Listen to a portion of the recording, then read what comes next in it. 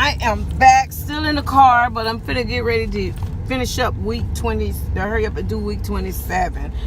Last week, like I said, if you watch my ending of week 26 video, throw caution to the wind, I explained that going through life situations with the family. So, last week was a rest week, we could say, but now we're here. So we're on week 27, and the title of week 27 is Standing in the Shadow. And the quote for this week is, one can never consent to creep when one feels an impulse to soar.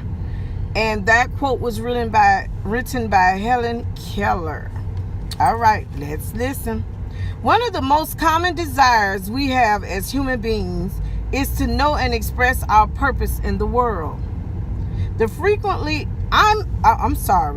unique gift of contributions we've come here to share. Frequently, I'm asked by audience members to share my thoughts on how we might become more aware of our purpose. My response is usually the following: shape up the life you already have. And by doing so, your unique contributions will usually reveal itself. In other words, clean up your environment, creating order and getting rid of anything you no longer need. Assess your relationship, investing more deeply in the connection with loved ones, and transforming or ending relationships that drain your energy. Okay, I just had to look at my son real quick. Get your financial house in order so that you're building reserves that will support you. And start saying no to those things that prevent you from honoring your physical, emotional, and spiritual well-being. These are all important steps that will help to remove the blocks that prevent you from seeing what you've come here to do. As you're involved in the activities that improve the quality of your life, there is something else you can do to help uncover your unique contributions. Notice when you might be standing in the shadow of those people who may be doing what you'd like to do. Let me explain what I mean. When I was in my mid-20s, I volunteered and then worked for a nonprofit organization in Massachusetts called Interface Foundation. Interface was a holistic education center that hosted authors and speakers like Deepak Chopra, I hope I'm saying it right, Maureen Williamson, and Caroline Myss. In my duties as a volunteer, employee, and eventually board member, I often helped with programming ideas, event coordination, and logistics like picking up presenters from the airport.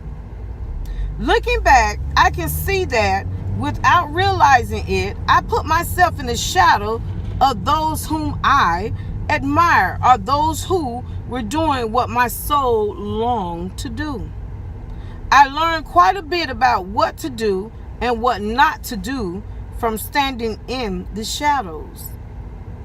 It shaped who I am today. The soul is very wise. Often it will put you with people or in situations that represent what you've come here to do. For example, you might be working for someone who does what you like to do. Isn't that something? Or you may be representing the creative efforts of those who are expressing themselves in a way you like to express yourself. Maybe you have friends who are in a field that you long to be in. Assessing the friends, businesses, volunteer organizations, or jobs that have frequented your life may hold clues as to what your soul desires. There is nothing wrong with standing in someone's shadow. It can be a great way to learn. But if you continue to stand in the shadow of someone who's pretty tall, It might be hard to imagine yourself in his or her shoes. You may need to step out of the shadow and into the light so that you can take your rightful place in the world.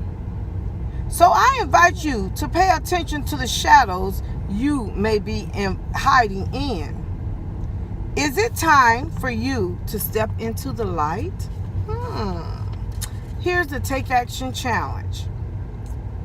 During this week, take some quiet time and use your journal to review your past and present circumstances, looking for the clues your soul may have created in your life. Notice the kinds of people you've surrounded yourself with. Whom have you admired? What kind of work have you been attracted to? To help identify the experiences that you like to explore, take note of those you supported in the past or the kinds of clients you work with now. In your journal, you're going to write the title, which is Standing in the Shadow, week 27. And then you will write, number 1, I have been standing in the shadow of, and name the person's name. Person or person's name. Person or people name. Number 2, the people I admire are, and write their name. Number 3, I admire them because, and you'll write the reason why you admire them. Number 4, I have been attracted to the following kinds of work.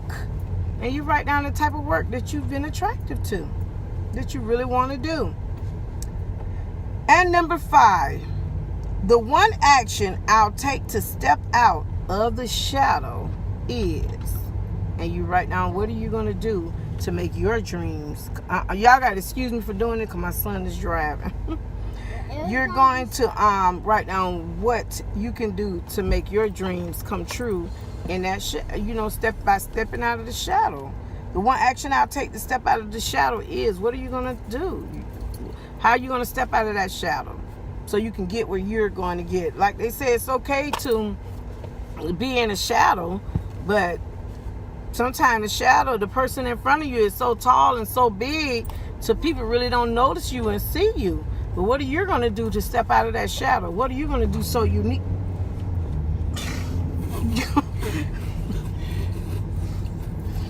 Y'all, I'm finna hang up this phone and watch this roll for him. See y'all later. So, love you all. See you at the end of this week.